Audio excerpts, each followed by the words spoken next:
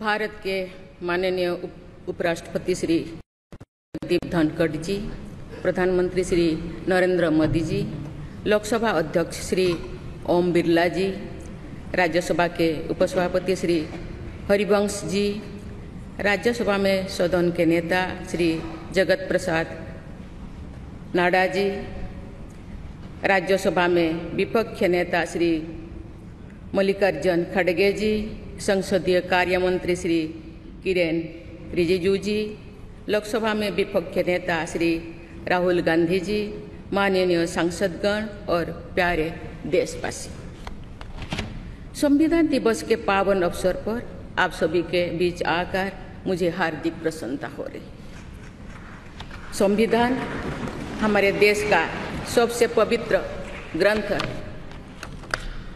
आज हम सब एक ऐतिहासिक अवसर के भागीदार भी बन रहे हैं और साक्षी भी।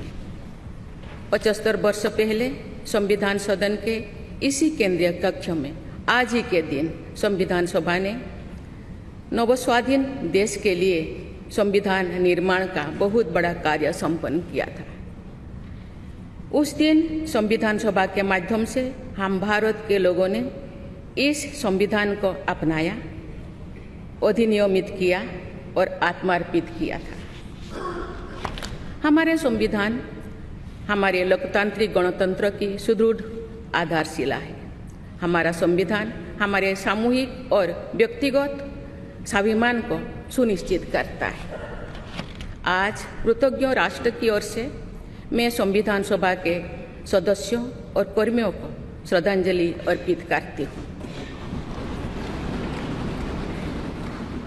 ये देश का सौभाग्य है कि संविधान सभा के अध्यक्ष डॉक्टर राजेंद्र प्रसाद ने तथा प्रारूप समिति के अध्यक्ष डॉक्टर बाबा साहेब अम्बेडकर ने संविधान निर्माण की यात्रा का मार्गदर्शन किया। बाबा साहेब अम्बेडकर ने प्रगतिशील और समावेशी सोच की छाप हमारे संविधान पर अंकित किया है। संविधान सभा में बाबा साहेब के ऐतिहासिक संबंधों से ये तथ्य स्पष्ट होता है कि भारत लोकतंत्र की जननी है। अपने लोकतंत्र पर गौरव की इसी भावना के साथ आज हम सब इस विशेष अवसर पर एकत्र हुए। ये अवसर संविधान सभा की 15 महिला सदस्यों के योगदान को स्मरण करने का भी है। हमें उन अधिकारियों के अमूल्य योगदान को भी याद रखना चाहिए जिन्होंने नेपथ्य में रहकर काम किया। उनकी कार्यनिष्ठा ने संविधान निर्माण की प्रक्रिया को सुचारू रूप से आगे बढ़ाया। उनमें प्रमुख भूमिका श्री BN राव की थी, जो संविधान सभा के संवैधानिक सलाहकार थे।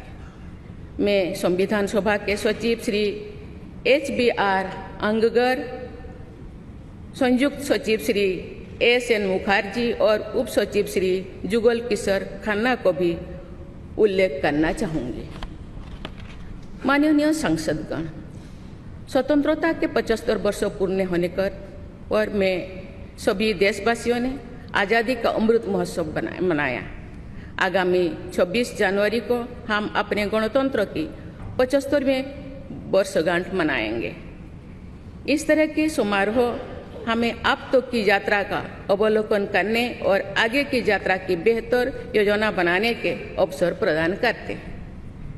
ऐसे समारोह हमारी एकता को मजबूत बताने की तथा ये दर्शाते हैं कि राष्ट्रीय लक्ष्यों को प्राप्त करने के प्रयासों में हम सब एक साथ हैं। हमारे स्वाधीनता संग्राम के दौरान अनेक महान विभूतियों ने हमारे राष्ट्रीय आदर्शों को रेखांकित किया था। हमारी संविधान सभा में हमारे देश की विविधता को अभिव्यक्ति मिली थी। संविधान सभा में सभी प्रांतों और क्षेत्र के प्रतिनिधियों की उपस्थिति से अखिल भारतीय चेतना को शोर मिला था। संविधान सभा के वाद विवाद तथा सदस्यों के संबोधनों में हमें संविधान निर्माण की प्रक्रिया के साथ साथ अपने देश के बारे में गहरी जानकारी प्राप्त होती है। आज जिन पुस्तकों का विमोचन किया गया तथा जो शॉर्ट फिल्म्स दिखाई गई, उनमें लोगों को हमारे संविधान निर्माण के गौरवशाली इतिहास का परिचय प्राप्त होगा। एक अर्थ में भारत का संविधान कुछ महानतम मेधावी लोगों द्वारा लगभग 3 वर्षों के विचार विमर्श का परिणाम था, लेकिन सही अर्थ में ये हमारे लंबे स्वाधीनता संग्राम का परिणाम था। उस अतुलनीय राष्ट्रीय आंदोलन के आदर्शों को संविधान में अत्यंत महत्वपूर्ण स्थान दिया गया। उन आदर्शों को सुस्पष्ट और संक्षिप्त रूप से संविधान की प्रस्तावना में व्यक्त किया गया है। ये आदर्श है न्याय, स्वतंत्रता, समता और बंधुता। ये आदर्श सदियों से भारत को परिभाषित करते हैं। संविधान की प्रस्तावना में उल्लिखित आदर्श एक दूसरे के पूरक है। समग्र रूप से ये सभी आदर्श ऐसा वातावरण उपलब्ध कराते हैं जिसमें हम नागरिक को फूलते फलते समाज में योगदान देने तथा साथी नागरिकों की मदद करने का अवसर मिलता है। माननीय संसदगण, संविधान की भावना के अनुसार कार्यपालिका, विधायिका और न्यायपालिका का ये दायित्व है कि वे सामान्य लोगों के जीवन को सुगम बनाने के लिए मिलजुल कर काम करें। संसद द्वारा पारित किए गए अनेक अधिनियमों से जौन आकांक्षाओं को अभिव्यक्ति मिली है। देश के आर्थिक एकीकरण के लिए स्वतंत्रता के बाद का सबसे बड़ा टैक्स सुधार गुड्स एंड सर्विसेज टैक्स को के रूप में किया गया है। वर्ष 2018 में राष्ट्रीय पिछड़ा बल्क आयोग को संवैधानिक दर्जा प्रदान किया गया है। वुमेन लेड डेवलपमेंट की सोच को यथार्थ रूप देना सामाजिक न्याय के संवैधानिक आदर्शों को प्राप्त करने के लिए अनिवार्य है। नारी शक्ति बंधन अधिनियम द्वारा हमारे लोकतंत्र में महिला सशक्तिकरण के एक नए युग की शुरुआत की गई है। दंड के स्थान पर न्याय तथा अपराध के स्थान पर सुरक्षा की भावना पर आधारित भारतीय न्याय संहिता, भारतीय नागरिक सुरक्षा संहिता और भारतीय साक्ष्य अधिनियम को पारित करके सांसदों ने आधुनिक सोच को अपनाने का प्रभावशाली परिचय दिया है। ऐसे अनेक अधिनियमों को पारित करने के लिए मैं सभी सांसदों की सराहना करती हूँ। पिछले कुछ वर्षों के दौरान सरकार ने समाज के सभी वर्गों, विशेषकर कमजोर वर्गों के लोगों के विकास के लिए अनेक कदम उठाए हैं। ऐसे निर्णयों से लोगों का जीवन बेहतर हुआ है तथा उन्हें प्रगति के नए अवसर मिल रहे हैं। गरीब लोगों का अपना पक्का घर मिल रहा है, बिजली, पानी, सड़क की सुविधा मिल रही है, खाद्य सुरक्षा और चिकित्सा सेवाएं मिल रही है। देश में बड़े पैमाने पर विश्व स्तर का इंफ्रास्ट्रक्चर बनाया जा रहा है। समग्र और समावेशी विकास के ऐसे अनेक प्रयास हमारे संवैधानिक आदर्शों को आगे बढ़ाते हैं। इस प्रयासों के लिए मैं सरकार की सराहना करती हूँ। उच्चतम न्यायालय के प्रयासों से देश की न्यायपालिका हमारे न्याय प्रणाली को और अधिक प्रभावी बनाने के लिए अनेक प्रयास कर रही है। न्यायपालिका विचाराधीन कैदियों को और जेल सुधार के विषयों पर भी कार्यरत है। हमारे देश में मूलभूत अधिकारों का दायरा समय के साथ विस्तृत होता रहा है। अपेक्षाकृत कम साधन संपन्न लोगों को कानूनी सहायता प्रदान करने के संवैधानिक निर्देश प्रति जागरूकता और सक्रियता बढ़ रही है। माननीय सांसदगण, कार्यपालिका, विधायिका और न्यायपालिका के साथ साथ सभी देशवासियों की सक्रिय भागीदारी से हमारे संवैधानिक आदर्शों को शक्ति मिलती है। हमारे संविधान में प्रत्येक नागरिक के मूल कर्तव्यों का स्पष्ट उल्लेख किया गया है। भारत की एकता और अखंडता की रक्षा करना, समाज में समरसता की भावना का निर्माण करना, महिलाओं के सम्मान को सुनिश्चित करना, पर्यावरण की रक्षा करना, वैज्ञानिक दृष्टिकोण को अपनाना, सार्वजनिक संपत्ति की सुरक्षा करना तथा राष्ट्र को उपलब्धियों की नई ऊंचाई तक ले जाना नागरिकों के मूल कर्तव्यों में शामिल है। हमारा संविधान एक जीवंत और प्रगतिशील दस्तावेज है। बदलते समय की मांग के अनुसार नए विचारों को अपनाने की व्यवस्था हमारे दूरदर्शी संविधान निर्माताओं ने बनाए थे। हमने संविधान के माध्यम से सामाजिक न्याय और समावेशी विकास के अनेक बड़े लक्ष्यों को प्राप्त किया है। नई सोच के साथ हम भारत को विश्व समुदाय में नई पहचान दिला रहे हैं।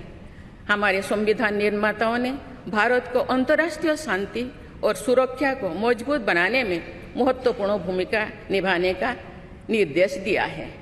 आज एक अग्रणी अर्थव्यवस्था होने के साथ साथ हमारा देश विश्व बंधु के रूप में ये भूमिका बेखूबी निभा रहे हैं।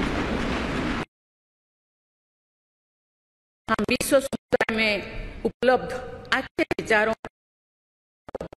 विनम्रता के साथ आत्मसात करने के लिए भी तत्पर रहते हैं।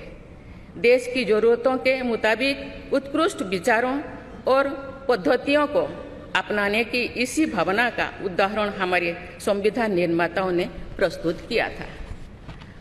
संविधान सभा के दूरदर्शी सदस्यों ने हमें एक प्रेरणादायक संविधान दिया जो अन्य देशों के लिए भी एक आदर्श साबित हुआ है। संविधान सभा के अध्यक्ष और मेरे प्रतिष्ठित पूर्ववर्तियों में सर्वप्रथम डॉक्टर राजेंद्र प्रसाद ने वर्ष 1949 में आज ही के दिन अपने भाषण में एक विचार व्यक्त किया था कि संविधान को जीवंत बनाए रखना उन लोगों पर निर्भर करता है जो उसका संचालन करते हैं। उन्होंने ये भी कहा था कि कई चीज़ें जो संविधान में नहीं लिखी जा सकती उनका संचालन परंपराओं के आधार पर किया जाता है। उन्होंने ये अपेक्षा व्यक्त की थी कि हमारा देश आवश्यक सामर्थ्य अर्जित करेगा और समुचित परंपराएं विकसित की जाएगी। मैं पूरी विश्वास के साथ कह सकती हूँ कि लगभग 3/4 सदी के संवैधानिक यात्रा के दौरान हमारे देश ने उन क्षमताओं को अर्जित करने और आर्थिक परंपराओं को विकसित करने में उल्लेखनीय सफलता प्राप्त की है। हमने जो अनुभव प्राप्त किए हैं आने वाली पीढ़ियों को उनसे अवगत कराया चाहिए। वर्ष 2015 में सरकार द्वारा 26 नवंबर को संविधान दिवस के रूप में मनाने का निर्णय लिया गया। तब से प्रत्येक वर्ष मनाए जा रहे संविधान दिवस के समारोह से हमारे युवाओं में देश के बुनियादी दस्तावेज यानी संविधान के विषय में जागरूकता बढ़ाने में मदद मिली है। संविधान के प्रति युवाओं में उत्साह को देखकर हम सब देश के भविष्य के प्रति आश्वस्त हो सकते हैं। मैं सभी देशवासियों से अनुरोध करती हूँ कि वे हमारे संवैधानिक आदर्शों को अपने आचरण में डालें, मूल कर्तव्यों का पालन करें तथा वर्ष 2047 तक विकसित भारत के निर्माण के राष्ट्रीय लक्ष्य के प्रति समर्पण के साथ आगे बढ़े। मैं संविधान दिवस के अवसर पर सभी देशवासियों को बधाई देती हूँ। आप सभी को मेरा शुभकामनाएं। धन्यवाद। जय हिंद, जय भारत।